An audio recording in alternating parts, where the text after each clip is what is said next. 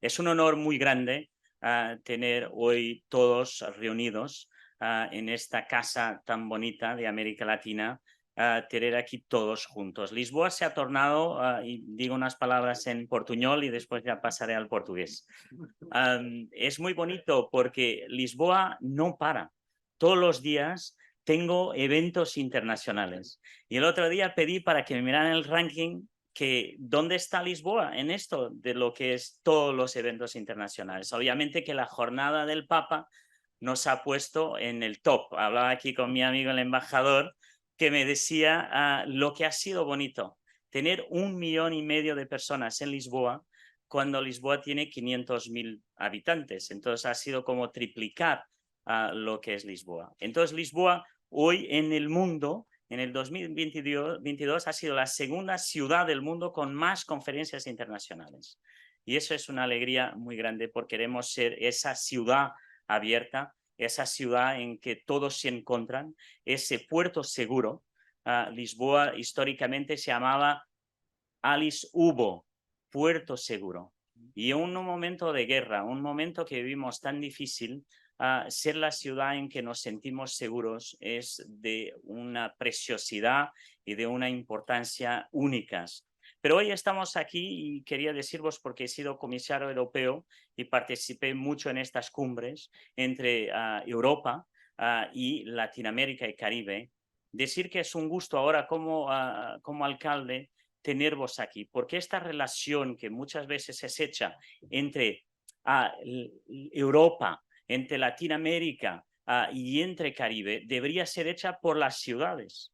Y entonces yo tomo mi papel como alcalde como un papel muy importante en esta relación de amistad, una relación que es cultural y es cultural entre las ciudades. Y cuando miramos aquí a lo que somos hoy, somos 1.200 millones de personas entre Europa, Caribe y Latinoamérica. Y somos 1/3 de los miembros de las Naciones Unidas. Entonces tenemos algo en común, y eso en común no es solo la economía, no es el comercio, es efectivamente que nos consideramos como gentes de valores comunes. Y esos valores, como decía Vargas Llosa, somos los herederos de Grecia, de Roma, del Renacimiento, de sus mejores tradiciones, los derechos humanos y la cultura de la libertad. Y esto que define nuestra relación. Ahora paso del portuñol al portugués. Meus queridos amigas e amigos, eu sou um presidente da Câmara às vezes um bocadinho fora do comum, porque eu gosto quando vêm pessoas de fora acarinhá-los na língua deles. E eu sei que alguns embaixadores discordariam dessa minha maneira de ser, mas eu gosto de o fazer. Mas não é porque não tenho um amor profundo à minha língua, que é o português. Queria-vos deixar aqui 3 mensagens sobre esta relação entre a União Europeia e os países da América Latina e do Caribe, que era do ponto de vista da cooperação. E nós temos aqui esta cooperação que pode ser feita e ajudada pelas cidades do ponto de vista económico. O potencial desta nossa relação, que é um potencial, para termos assim uma ideia, de 400 bilhões, de 400 mil milhões de euros entre o comércio, entre os países da Europa e a América Latina e o Caribe, que corresponde a um investimento que foi feito pelos europeus e pelos todos os cidadãos da América Latina e do Caribe, que eleva-se a mais de 700 bilhões de investimento, mas sobretudo àquilo que tem sido para mim uma das forças desse investimento, que é a capacidade de nos respeitarmos mutuamente e de olharmos para esta relação naquilo que é o futuro do mundo. E o futuro do mundo é termos uma relação entre a América Latina, o Caribe e a Europa, em que possamos atravessar tudo aquilo que são as transições.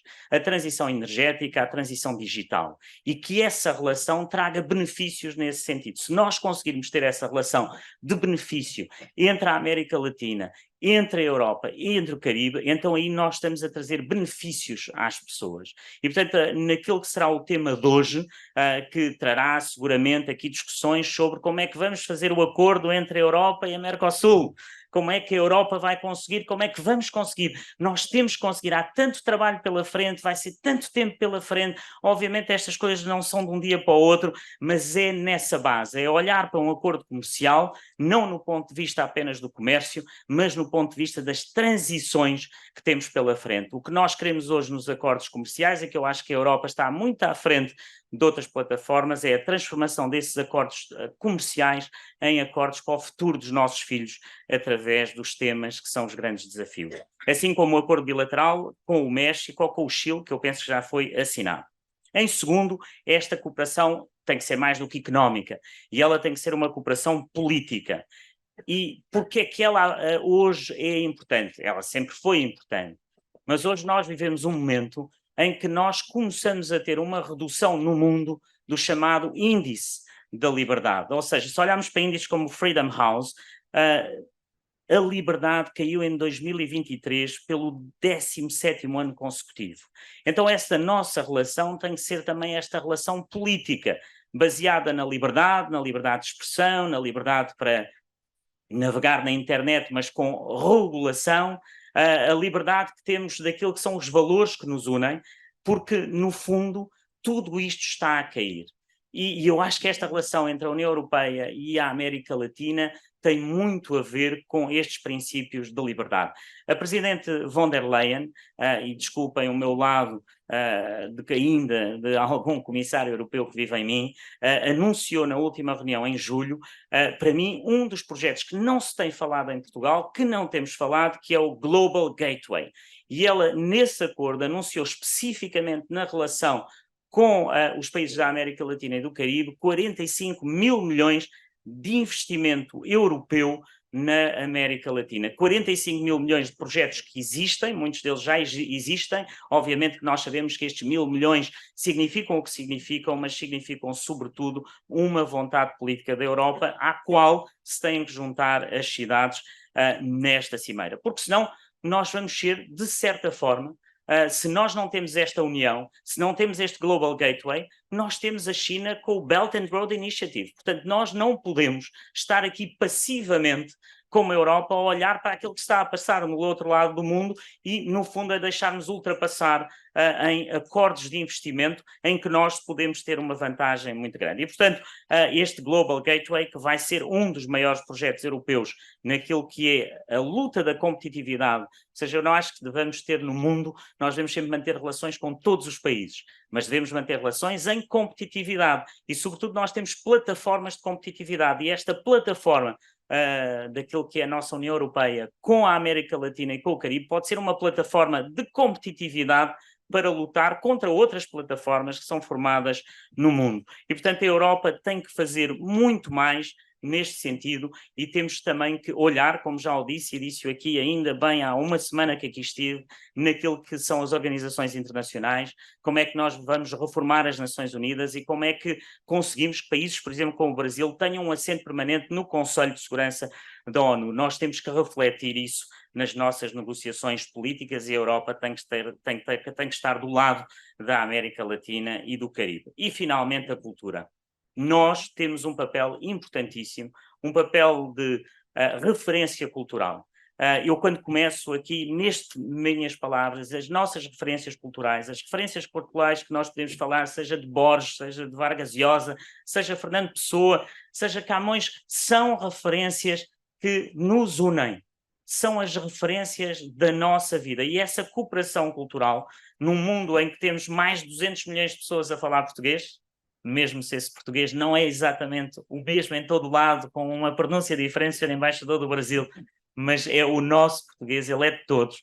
200 milhões, 500 milhões a falar em castelhano, línguas pujantes que nós temos que defender, e essa defesa da língua é muito importante. E Lisboa vai ter, no próximo ano, um papel extremamente importante. Fomos convidados como um país convidado pela primeira vez na Feira do Livro de Buenos Aires, onde estarei. E, portanto, com a ajuda do Instituto Camões, com a ajuda aqui desta grande casa da Manuela Judice, do Alberto Laplane, nós podemos fazer muito mais por esta relação cultural entre a Europa e a América Latina e o Caribe. Portanto, há muito para fazer.